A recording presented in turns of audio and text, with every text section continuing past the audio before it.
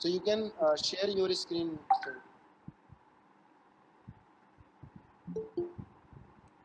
Am I visible?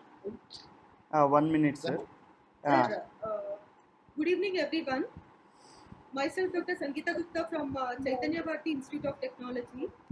It's my privilege to introduce to you all the chief guest for today's valedictory function, Dr. Jawahar Surisiddhi Garu. We welcome you, sir. Sir was born on 12th October 1964 and completed his bachelor's in hospitality in 1987. Sir has done his MBA in 1994 and his PhD in psychology from the University of Washington in 2002. And Sir has also done his PhD in education from University of Columbia, New York. Sir has worked as a lecturer IHM Bhopal, Government of India from 1987 to 92. Sir has worked as a senior manager SL Group from 1992 to 95 and also worked as vice president OPSC Education from 1995 to 2000. Sir served as a regional director and registrar at Rai Schools, Rai University and NIILM University from 2000 to 2003. Sir served as a regional director Vignan Groups, schools, colleges and universities from 2003 to 2007. Sir has served as a director Ashoka Group, schools and colleges from 2007 to 2009. Sir is a group director Rangta Group, IB School, CBSE School, engineering colleges from 2009 sites. Dr. Jawahar is a TED speaker and he was awarded as the by the Government of India. Sir was also awarded as the Man of the Year India by the US government for his exemplary work in education in 2009. Sir was also awarded as the Man of the Year 2010 by the US Chamber of Commerce and Industry. Currently, Sir is serving as an advisor for National Association for Education of Young Children and he is also serving as an advisor Birla Education Foundation, advisor for Seed Infotech Pune, Holy Hearts Education Academy, advisor for Springdale Schools, advisor for eDreams Bangalore, Edifi Schools Hyderabad IB Innovator towards Think Curriculum. In addition, Sir has published nearly 80 papers in international journals, including Harvard Business Review. It's a great honor for me to introduce and welcome you, sir. I now request you to address the participants. Thank you. Good evening. My major occupation that is probably missing from this profile is I am the advisor to the Government of India in the Prime Minister's office. So, just a correction, but it doesn't make a difference anyway. So, I can understand that after 5 days of fantastic technology sharing by experts, uh, you are listening to a non-technical person in terms of the qualifications that I possess. I am not an engineer. But having said that, during this COVID-19 times, the government of India has asked NASSCOM to do a survey on the kind of business and the shape of business after shape of higher education, especially technical education, after this COVID-19. So I am going to share some of the findings, and I will also add in some inputs of mine which have gone into the report. So one, uh, I can understand that students, parents, and teachers are shaken by the virus because it has changed the shape of education and its delivery. But from the Indian perspective, I am looking at a very positive kind of environment which is maybe not visible in the current shape of things, but we are seeing this happening, and I am very specifically talking about our country, which is India.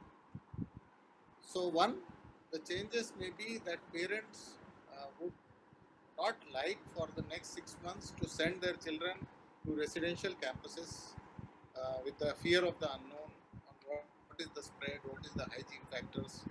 This is a big challenge that residential campuses are facing and will face for the next 6 months. The second is that since social distancing is the norm and will be the norm for the next 3-4 months at least, so we are looking at a change in the shape and size of the classroom in higher educational institutions as well as schools. So how do we figure out that if one class of 60 is broken into two classes because of the AICT norms of the size of the classroom, and if you put the social distancing in place, maybe you will have to break one class into two classes. So in that case, there is a load on the infrastructure. And so how do the higher educational institutions figure out how to deal with this? Do they do online classes on Monday, Wednesday, Friday, and Tuesday, Thursday, Saturday, and the rest of the 3 days for the one batch they do online classes? They will have to figure out. So these are things that educational institutions will have to plan and think in future. As per the UGC guidelines, 1st August is the date of commencement of uh, the second year and third year and the rest senior students, and 1st September is the date for the joining of first year. So these things have to be planned in advance. What I see as a silver lining is that technology, and especially I can understand the colleges and schools, colleges, engineering colleges especially. It might not be particularly for computer sciences, but engineering colleges were facing a challenge in terms of education, in terms of admission, many a times. So, with the COVID-19, the blessing in disguise is that technology is everywhere. So, this COVID-19 has been a boon for the technology institutions as well as corporates. So, I am seeing a technology boom not just in terms of the teaching learning process. If you see Arogya Setu app, and so many apps have come up which are trying to do thermal scanning. They are doing all sorts of things. They are mapping corona infected people. So huge technology influx into the country and abroad during this time. So I think this is a revival of the technology education, which is a very good thing to happen. Nothing better than this could have happened for the higher educational institutions, especially for engineering colleges. So that's a silver lining. The second is that areas like artificial intelligence, machine learning, nanotechnology, data sciences, these are all the things that the WHO is maximum using at this point of time. All the time that I speak to WHO, I see that there is a huge amount of data that is piling up from different countries, and they are regularly analyzing what is the mortality rate, which country has the best mortality rate, where the ventilators are more, where the infections are more, where the people who have recovered are more. It's a total analysis of data that is going on in WHO, less about the treatment or the cure. So I am seeing a huge influx of technology. Maybe the shape of technology and the education might change in future, but I am looking at a very revival of the technology education. That is the second silver lining that I am seeing. The third and most important thing that most of the students today are afraid of is the job scenario. So we see a lot of reports which say that 50% jobs will go. Private college teachers are facing a tough time currently. Believe me, I think this is a very temporary thing. I can understand that you might not believe me seeing the current scenario, but the future is going to be good from the government of India's side. Out of the 37 companies which have withdrawn from China, most of them being manufacturing units, 8 of them have applied to the government of India for relocation to India in Asia. In that case, there will be higher number of jobs that will be created due to these large conglomerates shifting from China to India. It is also necessary to understand that Chinese people will find it difficult to be employed elsewhere. Uh, like in the US, there is a huge amount of Chinese population already employed. In India, that is not going to happen. The Chinese might try say that if the companies are shifting, we will also shift to India, but that is not going to happen, and it's boon for the Indian students and professionals. So jobs temporarily, yes. By the time the shifting happens, it might take a year. The temporary phase might look very dismal. People might lose. There might be unemployment. Might be underemployment. But I am seeing in the long run, India is going to come up trumps, and might even see. It might be slightly early to say this, but might even become a world leader in terms of technology education. So I think we'll all need to keep our fingers crossed, but don't need to be to put our heads down and say, no, things are going to be bad. There is nothing which says that things are going to be bad, and I'm talking only from the Indian perspective. Last thing I wanted to tell was that there is a. It looks like uh, companies like Samsung, companies like Google, and all these new age companies are looking for innovations. So, for an example, I am asking a question which I usually ask is which is going to be the biggest pharma company in the world. So most of us say it might be Apollo, it might be Mankind, it might be this, it might be that, it might be Wockhardt. We say this, but the things, shape of things to come are something different, and we should be able to see this. So, according to me, Samsung is going to be one of the biggest uh, pharma companies in the world. Then you might say, how Samsung? Samsung is entering into healthcare through technology, and Samsung has a very peculiar way of doing things. So they are tying up with all pharma companies and say that anything that is sold through our platforms, 8% of that is going to be our incentive or commission, whatever. Having said this, let us assume a scene where I am giving a lecture right now. My sugar level goes up. My sugar level goes up, then there is a message that goes from my body to the uh, doctor. The doctor, after the message, sends a message to the pharmacist that these medicines or a dose of insulin has to be given to Dr. Jawar immediately. So the dose of insulin is sent to me. I have that medicine or the dose of insulin, and my sugar is normal. All this is happening within a period of 10 minutes. The nearest pharma guy comes to me. So 8% of the pharma guy's sale is going to be credited to Samsung, and this happens in the case of all pharmacy store sales across the world.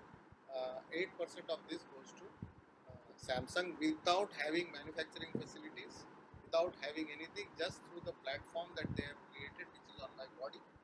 This is going to be the way business will be in future.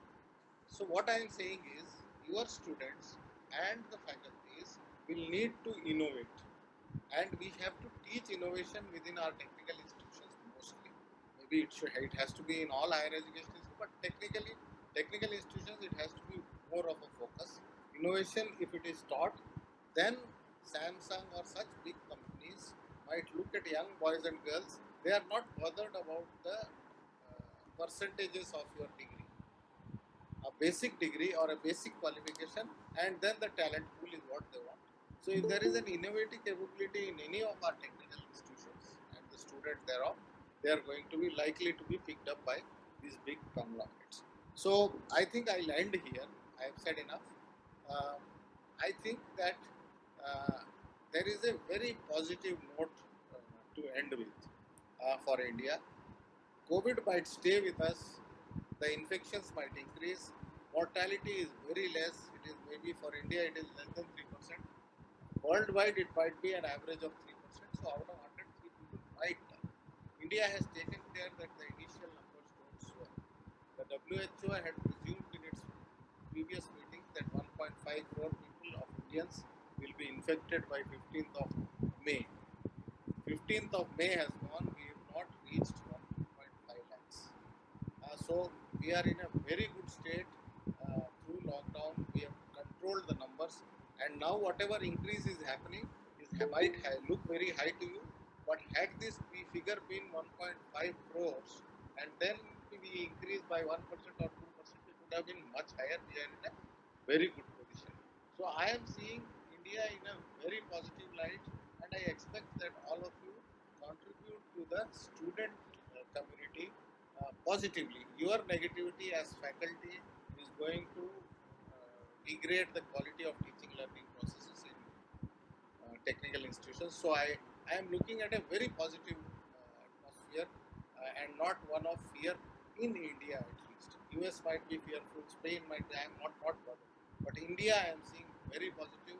6 months and we are going to be up and running. Thank you very much.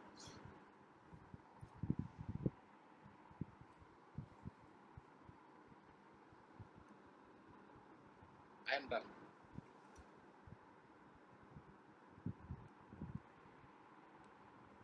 Hello, good evening all. Now I would like to invite Ganesh Garu. Thank you so much, sir. Thanks a lot for really, it's a great speech, and as well as everyone, yeah.